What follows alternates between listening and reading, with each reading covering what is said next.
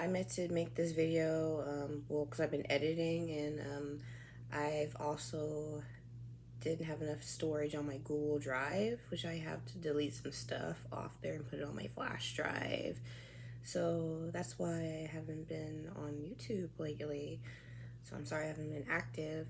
But really, for this video, that's why it's not just that. It's just the video itself. I'm sorry if it was taking me so long. It's because I've been trying to delete some stuff. So anyways, stay tuned for this behind the scenes of my very first film that I made with Features Explored Film and Media Studios, called Class of 2007, back in the year of 2017.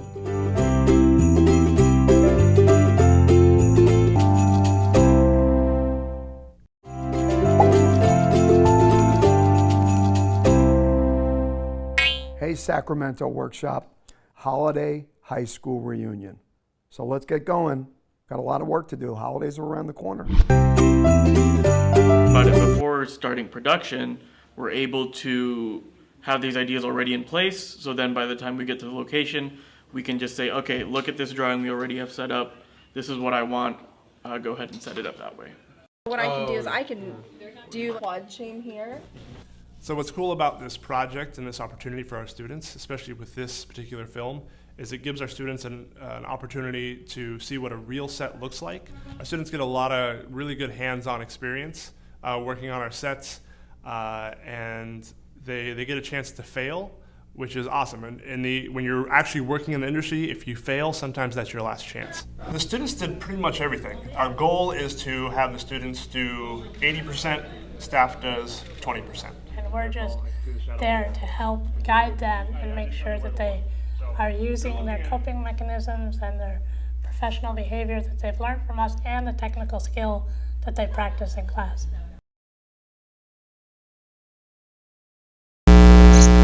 So, hello, it's me, Amber Rose Thorne, Paranoia Amber FX TV, and I posted my first film from where to fill in, like, it's kind of like behind the scenes, basically.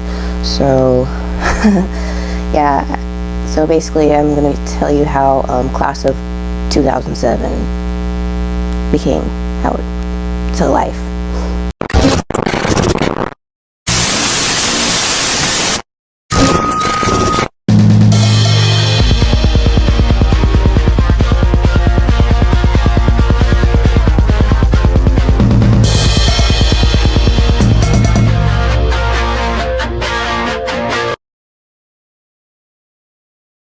Class of 2007.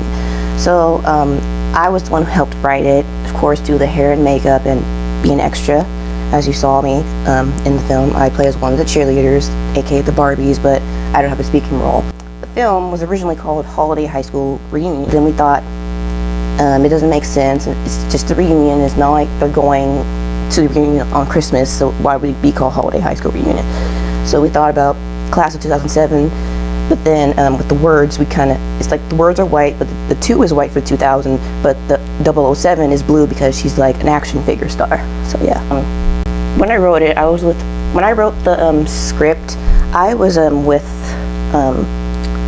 some other peers in the classroom, and then we were talking about it.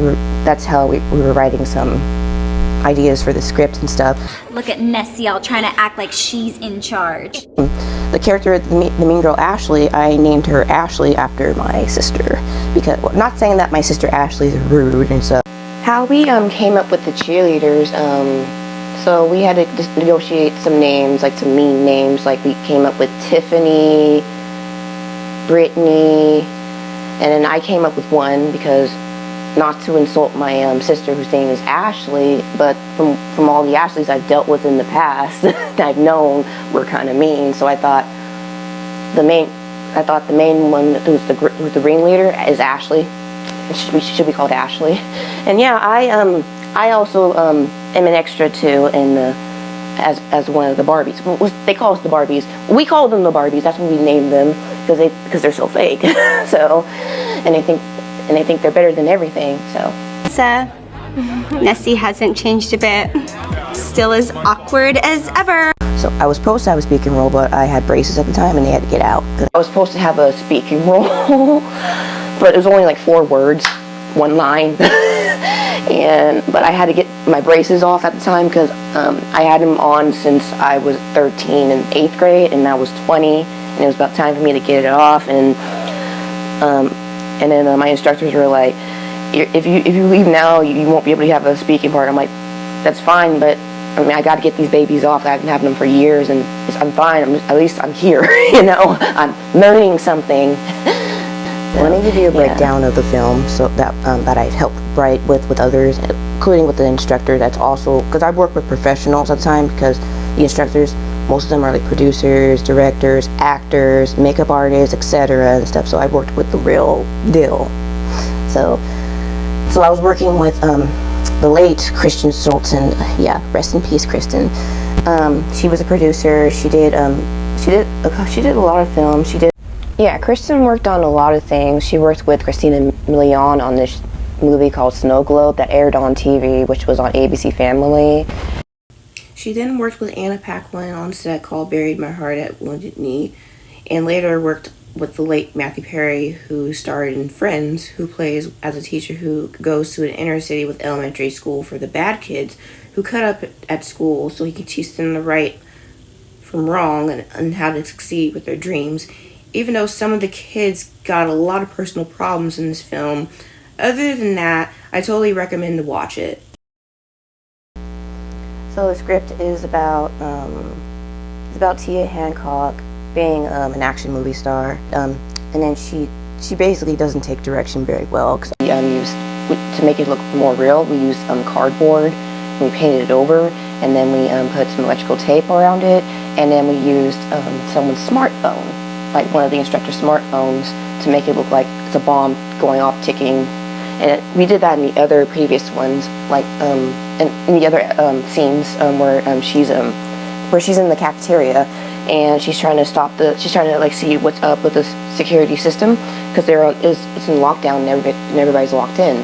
So, and then also in the other scene, they also used it, and we also used it in the main office of the film school, which Michelle Riley, who used to sit there in her office doing her work. So we used her office at the time to make it look like it was the main office, like the principal's office. Let a real expert take a crack at this. Because you're my friend, I'm gonna ignore how absolutely insensitive that statement was.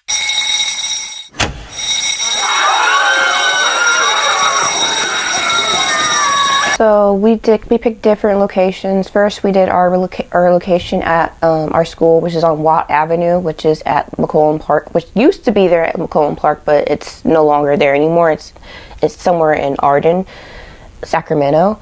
So we filmed it there at McCollum Park on Roberts Avenue at our film school, and then we did another location at the Orange Grove Adult School, which they were so glad for us to be there. They were more than likely glad for us to work there and be on set, as long as we were being careful and safe with the equipment. And we also had to take some reference photos for it, as you see in the behind the scenes photos of the other one that I screen recorded for my YouTube account.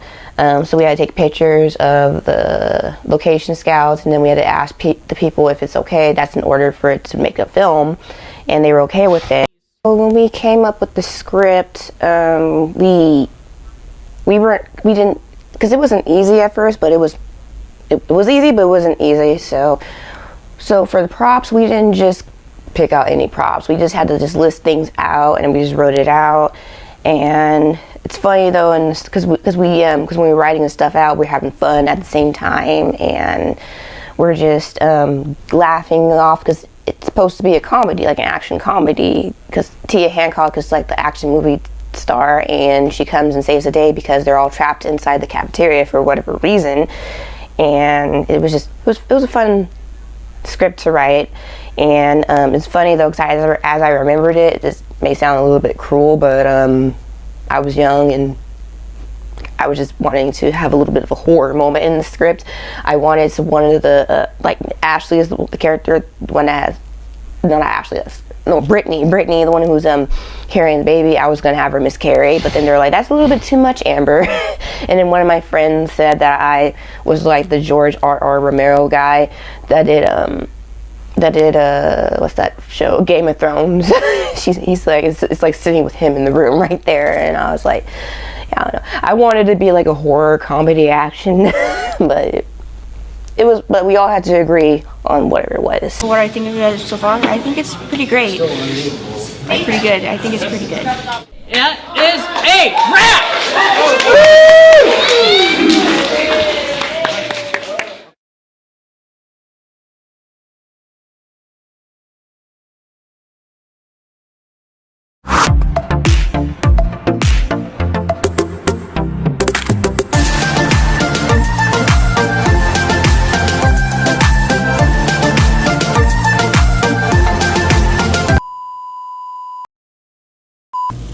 Hello, good evening. Well, it might be morning for y'all, depending on what's evening here. But anyways, since you've made it so far to the video, you probably noticed the QR code on your screen.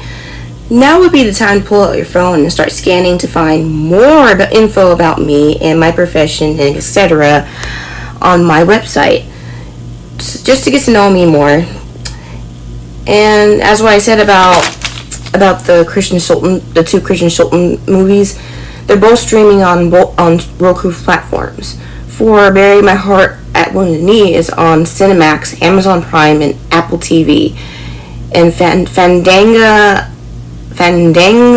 whatever it's called, you'll find it if you search it.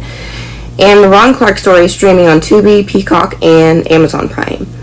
Those are the only cheap recommendations that I chose if you're trying to budget. So until then, stay paranoid.